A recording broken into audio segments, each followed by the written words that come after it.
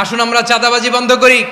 ওরা ওদের যে হাত দিয়ে চাঁদাবাজি করে ওই মুনকার থামায় দেওয়ার জন্য আল্লাহর দিয়ে আমাদেরও দুটি হাত আছে না নাই? জনাব তারেক রহমান সাহেবকে আমি ধন্যবাদ দিতে চাই। উনি সংবাদ শোনা মাত্রই ওনার দলের অনেক চাঁদাবাজকে উনি বহিষ্কার করেছে। আমরা চাঁদাবাজ মুক্ত বাংলাদেশ চাই। অন্যায় প্রতিরোধী যদি আবু সাইদের মতো দুই হাত উঁচু করে বুককে টান টান করে প্রসারিত করে দাঁড়াতে হয়, রাজি আছো মুসলমান? আল্লাহকে হাত দেখিয়ে প্রতিজ্ঞা করো। এই জামিনের মালিক আমি যাদেরকে বানিয়ে দেই, যাদেরকে আমি সরকারের দায়িত্ব দেই, তাদেরকেও মুনকার প্রতিরোধের দায়িত্ব দিয়েছে কে? আল্লাহ বলেন যারা ক্ষমতার মসনদে বসেছে তাদেরকে 4 দফা কর্মসূচি আমি আল্লাহ দিলাম। আওয়াজ করে বলেন কয় দফা? আল্লাহ বলেন আল্লাযীনা ইম্মাক্কান্নাহুম ফিল আরদি আকামুস সালাতা ওয়া আতাউয যাকাতা ওয়া আমারু বিল মা'রুফি ওয়া নাহাউ আনিল মুনকার ওয়ালিল্লাহি আকিবাতুল উমুর।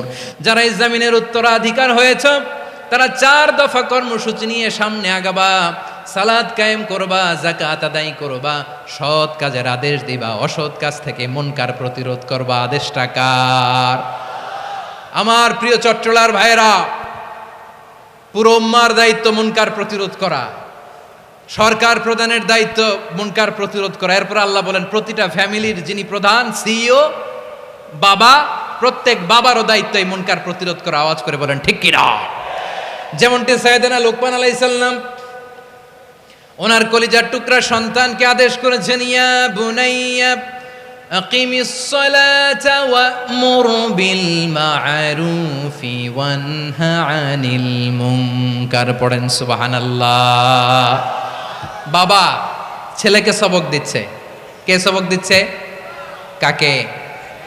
লুকমান আলাইহিস সালাম ছেলেকে বলতেছে, ওরে আমার কলিজার টুকরা সন্তান, ওরে আমার বাছা, নামাজ কায়েম করবা, সৎ কাজের আদেশ দিবা, আর মুনকার প্রতিরোধ করবা, অসৎ কাজ সমাজ থেকে খারাপ কাজকে ঝেঁটে বিদায় করে দিবা। তাহলে দেখেন আমি স্টেপ বাই স্টেপ নামলাম। পুরা উম্মার দায়িত্ব, জমিনের উত্তরাধিকারী আল্লাহ যাদেরকে বানিয়েছেন সরকার, তাদের দায়িত্ব, প্রতিটি ফ্যামিলির প্রধানের দায়িত্ব। এরপরে বিশ্বনবী বলেন সচেতন প্রতিটি মুসলিমের দায়িত্ব সমাজ থেকে মুনকারকে উৎখাত করা। বিশ্বনবী বলেছেন মান রাআ মিনকুম মুনকারান ফালিয়ুগাইয়িরহু বিয়াদিহি فإن لم يستطع فبلسانه وإن لم يستطع فبقلبه وذلك أضعف الإيمان। সমাজে যে মুনকার দেখবে, খারাপ কাজ দেখবে, সেজন্য হাত দিয়ে সেটাকে থামায়। কি দিয়ে? আপনাদের তো হাত নাই না? হাত আছে, হাত আছে। ওরা যেই হাত দিয়ে অন্যায় করে ওইটা প্রতিরোধের জন্য আমাদেরও হাত আছে না নাই? থামাতে হবে, থামাতে হবে।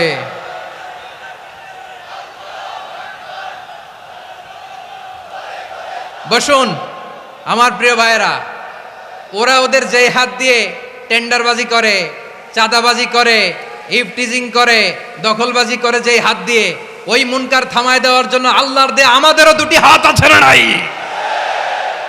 আমাদেরও হাত আছে।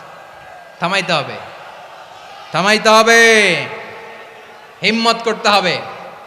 আমার প্রিয় ভাইয়েরা, না থামালে আমরাই ডুববো শেষমেশ। আমাদের বাঁচার জন্য হইলেও থামাইতে হবে। রব্বুল আলামিন বলেন ওয়াত্তাকু ফিতনাতাল লা তুসিবান্নাল্লাযীনা যালামু মিনকুম খাসসা। ও আমার গোলামেরা, ওই আযাবকে ভয় করো যে আযাব যখন আমি জমিনের বুকে পাঠাই শুধু জালেমদেরকেই মারি না, আলেমদেরকেও মারি।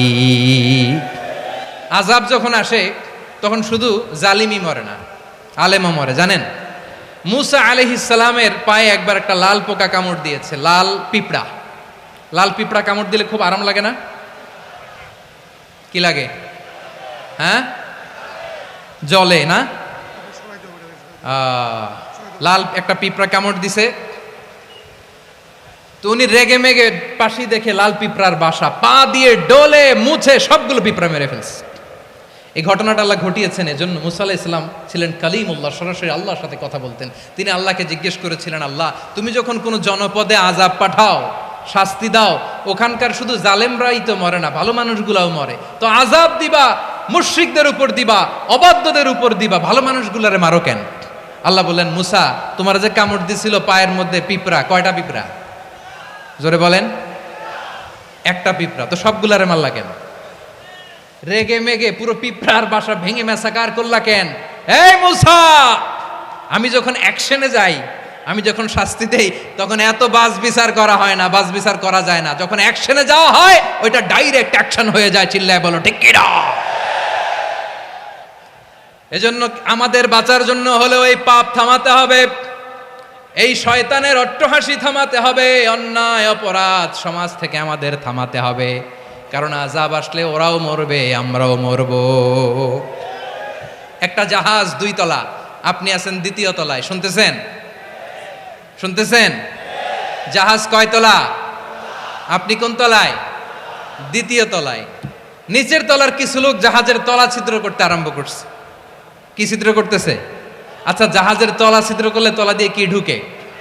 এখন আপনি যদি বলেন আমার কি, আমি তো 2 তলায়, আমার কি, আমি তো সেফ, আমি ইন দ্য সেফ জোন, আমি তো ভালো আছি, আমি তো ভালো আছি, ওরা ছিদ্র করে ওরা মরবে। আসলে কি শুধু ওরা মরবে, নাকি তলা ফুটো হলে ভিতরে পানি ঢুকলে আপনারও সলিল সমাধি হবে? তলা দিয়ে যখন পানি ঢুকবে, জাহাজ ঢুকলে আপনিও মরবেন। এজন্য নিজে মরার আগে ওই পাগলগুলোর নিচতলায় যে থামাতে হবে। চিল্লায় বলেন ঠিক কিনা? এজন্য আল্লাহ বললেন, মুনকার প্রতিরোধের দায়িত্ব সমাজের টপ টু বটম সবার। পুরো আম্মার দায়িত্ব, সরকার প্রধানের দায়িত্ব, প্রতিটি ফ্যামিলির প্রধান বাবার দায়িত্ব। বিশ্বনবী বললেন প্রতিটি সচেতন মুসলিমের দায়িত্ব। এজন্য মুনকার প্রতিরোধ করার দরকার আছে না নাই?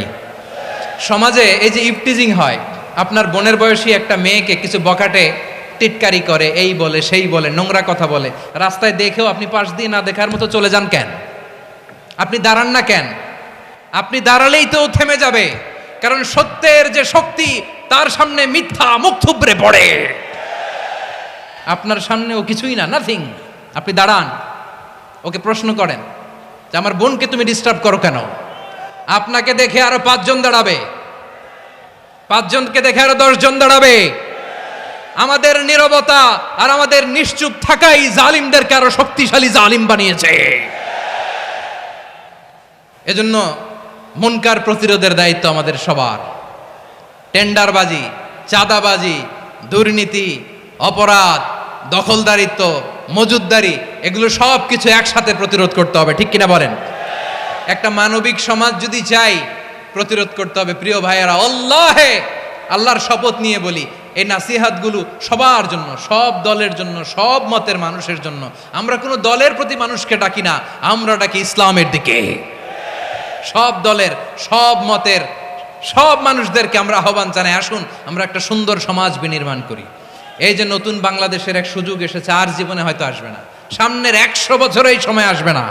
আসুন দেশটাকে আমরা সাজাই, আসুন আমরা দুর্নীতি বন্ধ করি, আসুন আমরা চাঁদাবাজি বন্ধ করি, আসুন আমরা দখলদারিত্ব বন্ধ করি, আসুন আমরা এক দল আরেক দলকে নিশ্চিহ্ন করার যে রাজনীতি, এটা বন্ধ করি। সব দলের প্রতি আমার আহ্বান। আমি কিছুদিন আগে একটা নিউজ দেখলাম, ওই যে লন্ডনে বসে জনাব তারেক রহমান সাহেবকে আমি ধন্যবাদ দিতে চাই।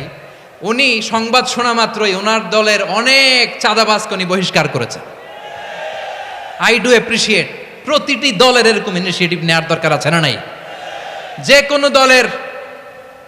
যে কোনো দলে এই প্র্যাকটিসটা থাকার দরকার আছে না নাই? চাঁদাবাজদের সাথে আপনারা নিজেদেরকে মুক্ত ঘোষণা করবেন যে এরা আমার দলের কর্মী হতে পারে না। আমরা চাঁদাবাজ মুক্ত বাংলাদেশ চাই, জুলুম মুক্ত বাংলাদেশ চাই, ফ্যাসিজম মুক্ত বাংলাদেশ চাই, গুণ খুন খারাপি মুক্ত বাংলাদেশ চাই। আমরা নতুন ভোরের বাংলাদেশ চাই। ওই বাংলাদেশ পাওয়ার জন্য মুনকার প্রতিরোধে, অন্যায় প্রতিরোধে যদি বাঘের বাচ্চার মতো, আবু সাইদের মতো 2 হাত উঁচু করে, বুককে টান টান করে প্রসারিত করে দাঁড়াতে হয়, রাজি আছো মুসলমান? কারা কারা রাজি? আল্লাহকে হাত দেখিয়ে প্রতিজ্ঞা করো।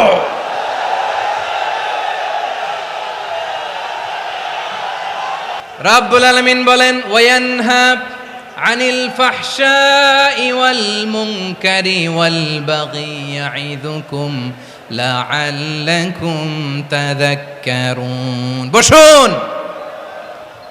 আল্লাহ বললেন আমি অশ্লীলতাকে নিষেধ করি, আমি সব ধরনের মন্দ কাজকে নিষিদ্ধ করি, সব শেষে আমি সীমা লঙ্ঘনকে তোমাদের জন্য নিষিদ্ধ করি।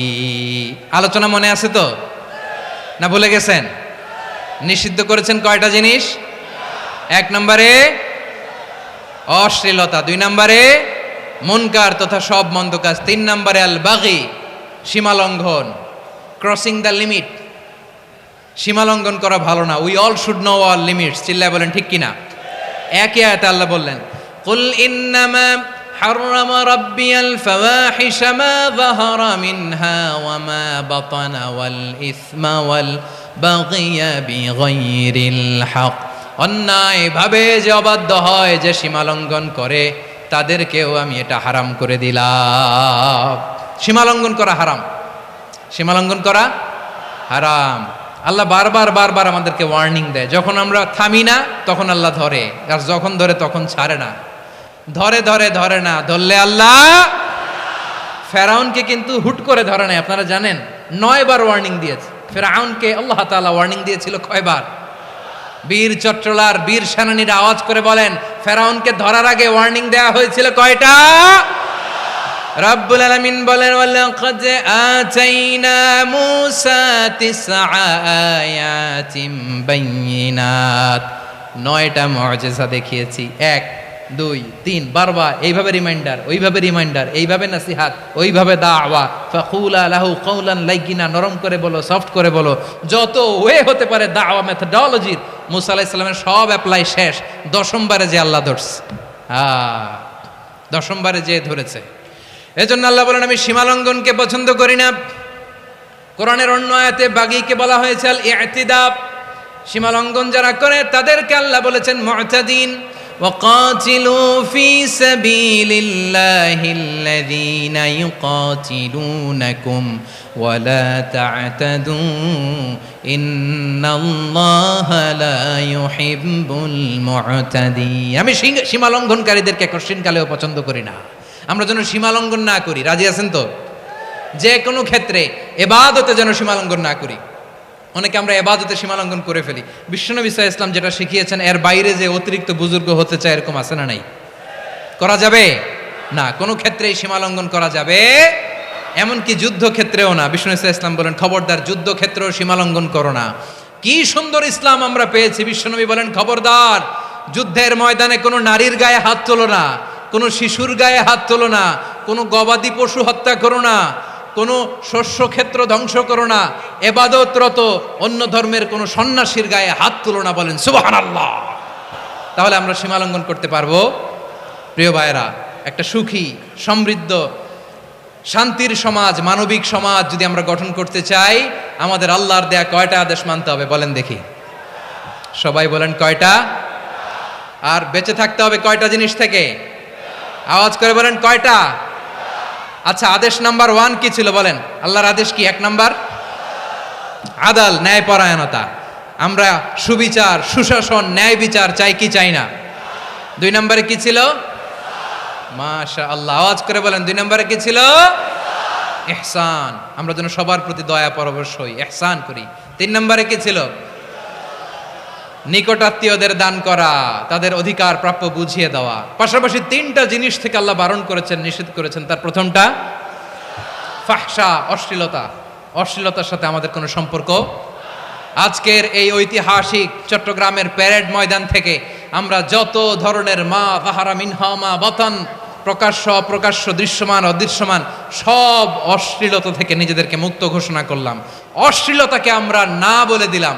আওয়াজ করে সবাই বলুন নো। অশ্লীলতার সাথে আমাদের কোনো সম্পর্ক। 2 নম্বর নিষেধাজ্ঞা কি ছিল?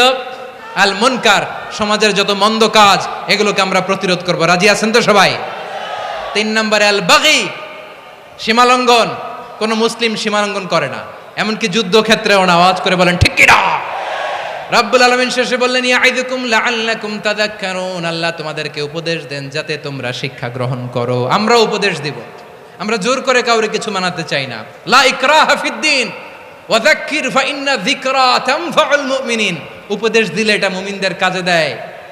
লাস্তা আলাইহিম বিমুসাইতির, ইন্নামা আনতা মুযাক্কির, নবী হে আপনি রিমাইন্ডার দাতা, আপনি উপদেশ দিবেন। আমরাও বিশ্বনবীর এই হাদিসগুলো থেকে, কোরআনের আয়াত থেকে রিমাইন্ডার, এই কথামালা বাণী বাহক হিসেবে এই বাণীগুলো আপনাদের সাথে কাছে পৌঁছে দিলাম।